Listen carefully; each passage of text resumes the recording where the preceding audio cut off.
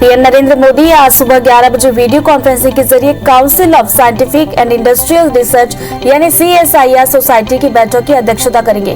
बैठक में देश की अर्थव्यवस्था के साथ औद्योगिक क्षेत्र में आ रही चुनौतियों पर चर्चा की जा सकती है। इसके पहले पीएम ने कल छात्रों से भी बातचीत की।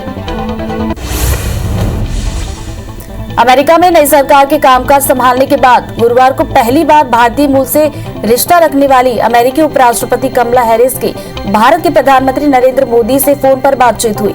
राष्ट्रपति जो बाइडेन के वैक्सीन मदद के ऐलानों के बाद हुई इस बातचीत में अमेरिकी उपराष्ट्रपति ने कोरोना हालात से निपटने में भारत की मदद का भरोसा दिया। प्रधानमंत्री नरेंद्र मोदी ने वीडियो कॉन्फ्रेंसिंग के जरिए CBSE के छात्रों और उनके अभिभावकों के साथ बातचीत की। पीएम मोदी ने CBSE बोर्ड वाले स्कूलों के छात्रों के साथ सरप्राइज इंटरैक्टिव सेशन में हिस्सा लिया। 12वीं की परीक्षा रद्द होने से जुड़े मुद्दों से पेरेंट्स के साथ हुई बातचीत में भी पीएम मोदी ने हिस्सा लिया।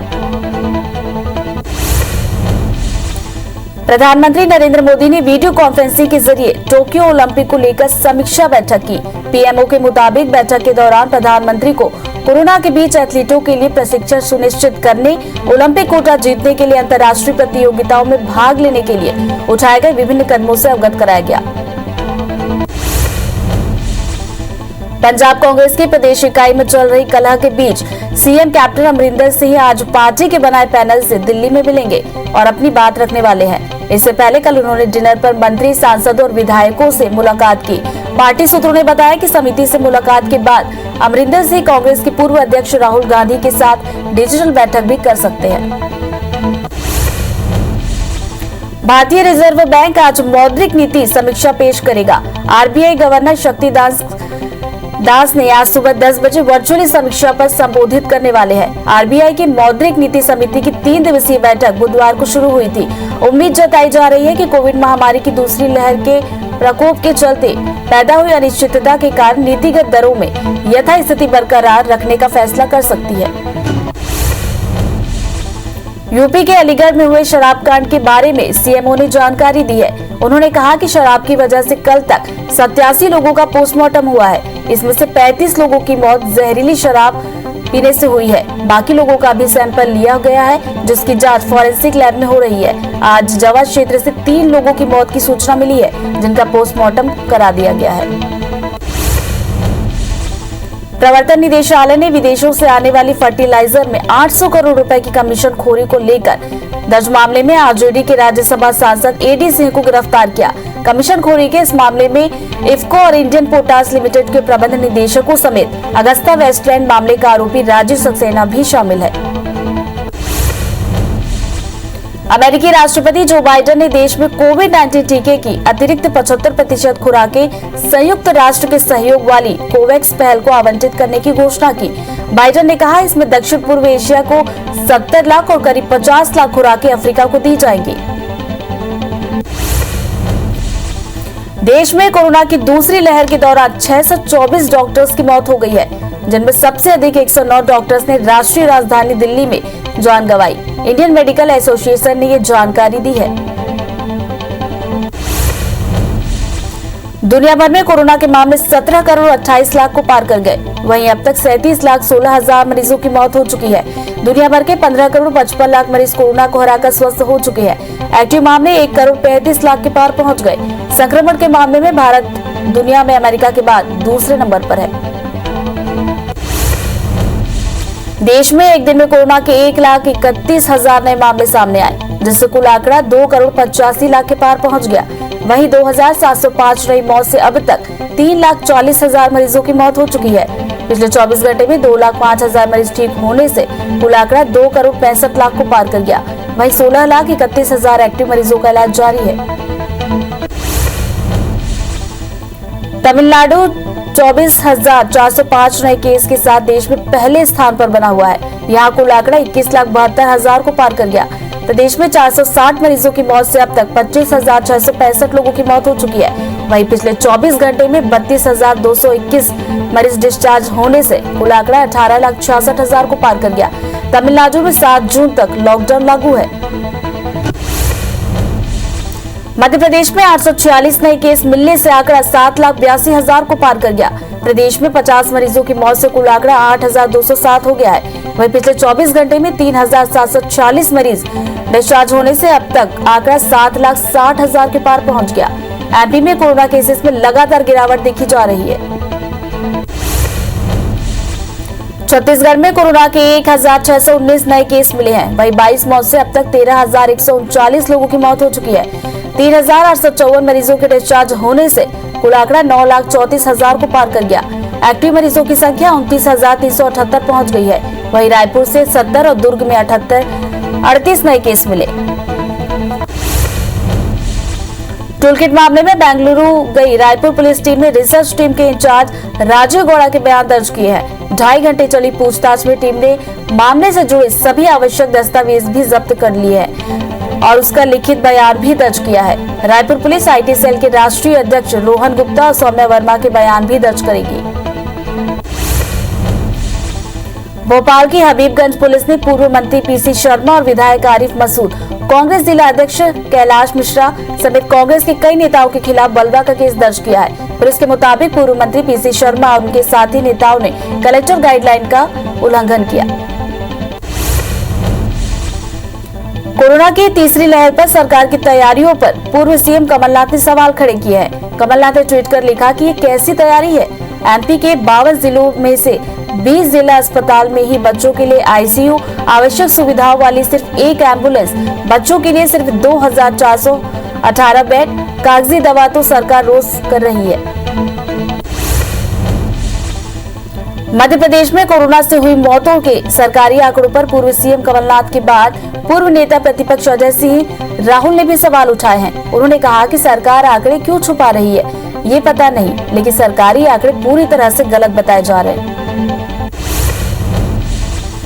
भोपाल में कोरोना संक्रमण लगातार कम होता जा रहा है। गृह मंत्री नरोत्तम मिश्रा ने बताया कि अब संक्रमण दर सिर्फ 1% रह गई है। बीते 24 घंटे में कोरोना संक्रमितों के 840 नए मामले सामने आए तो 3,500 संक्रमित मरीज ठीक हुए।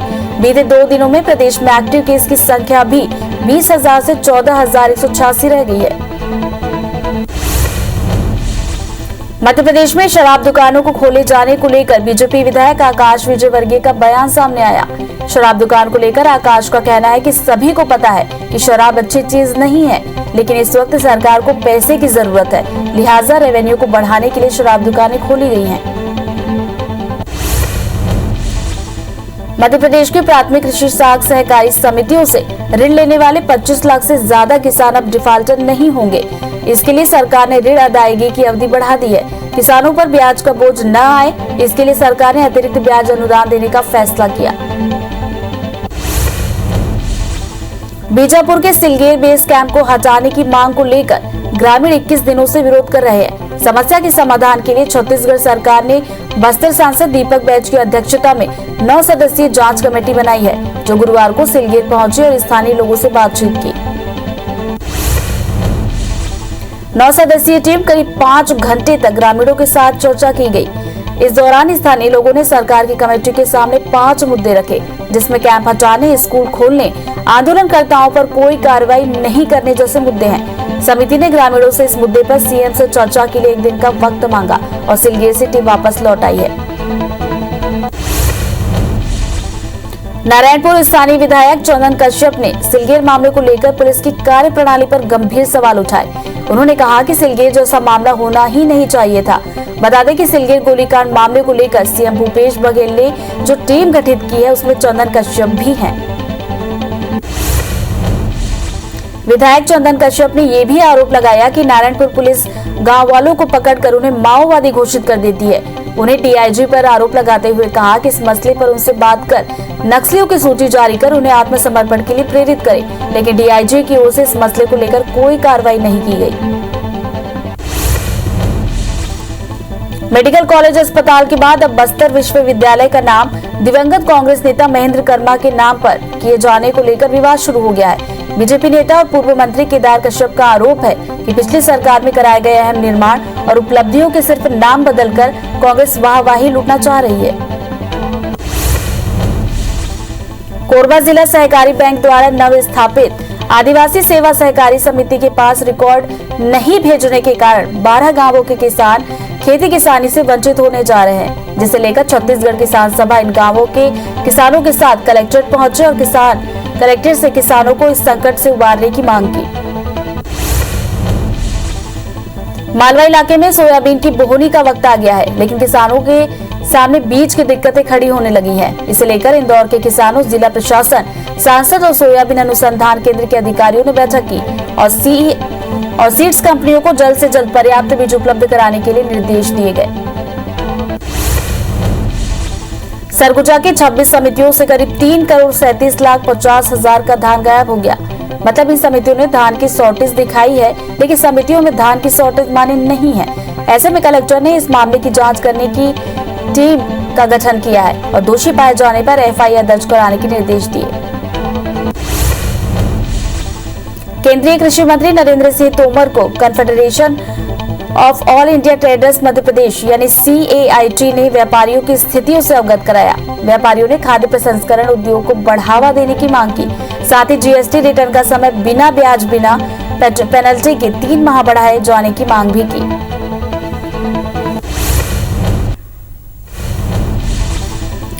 RSS प्रमुख मोहन भागवत की अध्यक्षता में संघ के शीर्ष पदाधिकारियों की दिल्ली में हो रही बैठक का आज दूसरा दिन है। मीटिंग में 5 जून तक अगले साल उत्तर प्रदेश समेत 6 राज्यों में होने वाले विधानसभा चुनाव, बंगाल में चुनाव परिणाम आने के बाद हुई राजनीतिक हिंसा और कोरोना जैसे बड़े मुद्दों पर चर्चा होने की संभावना है। कोरोना से बने हालात के मद्देनजर CBSE के बाद अब राज्य बोर्ड की परीक्षाएं भी रद्द की जा रही हैं। अब तक 7 राज्यों ने 12वीं बोर्ड की परीक्षा रद्द कर दी है। अब तक गुजरात, हरियाणा, मध्य प्रदेश, उत्तराखंड, राजस्थान, उत्तर प्रदेश और महाराष्ट्र ने भी 12वीं बोर्ड की परीक्षा रद्द कर दी है। पंजाब कांग्रेस के प्रदेश इकाई में चल रही कलह के बीच मुख्यमंत्री कैप्टन अमरिंदर सिंह आज पार्टी के बनाए पैनल से दिल्ली में मिलेंगे और अपनी बात रखने वाले हैं। इससे पहले कल उन्होंने डिनर पर मंत्री, सांसदों और विधायकों से मुलाकात की थी। पार्टी सूत्रों ने बताया कि समिति से मुलाकात के बाद अमरिंदर सिंह कांग्रेस के पूर्व अध्यक्ष राहुल गांधी के साथ डिजिटल बैठक भी कर सकते हैं। भारतीय रिजर्व बैंक आज मौद्रिक नीति समीक्षा पेश करेगा।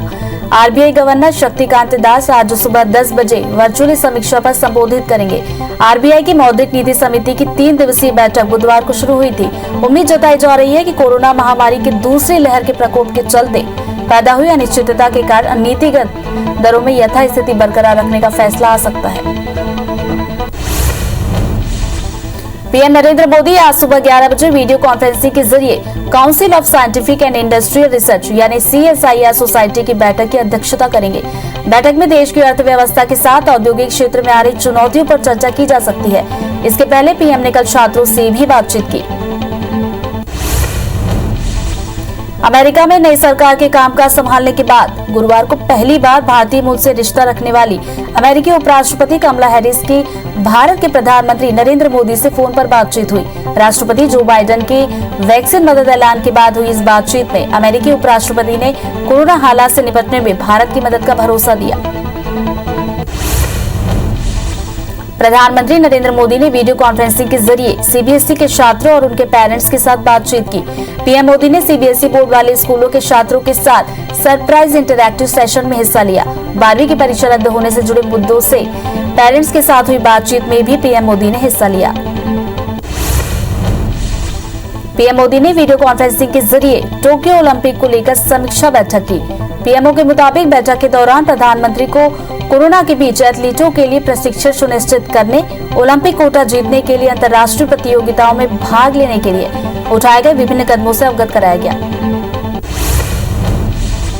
प्रवर्तन निदेशालय ने विदेशों से आने वाली फर्टिलाइजर में 800 करोड़ के कमीशन खोरी को लेकर दर्ज मामले में आरजेडी के राज्यसभा सांसद AD सिंह को गिरफ्तार किया। कमीशन खोरी के इस मामले में इफको और इंडियन पोटाश लिमिटेड के प्रबंध निदेशकों समेत अगस्ता वेस्टलैंड मामले का आरोपी राजू सक्सेना भी शामिल है। अमेरिकी राष्ट्रपति जो बाइडेन ने देश में कोविड-19 टीके के अतिरिक्त 75% खुराकें संयुक्त राष्ट्र के सहयोग वाली कोवैक्स पहल को आवंटित करने की घोषणा की। बाइडेन ने कहा, इसमें दक्षिण पूर्व एशिया को 70 लाख और करीब 50 लाख खुराकें अफ्रीका को दी जाएंगी।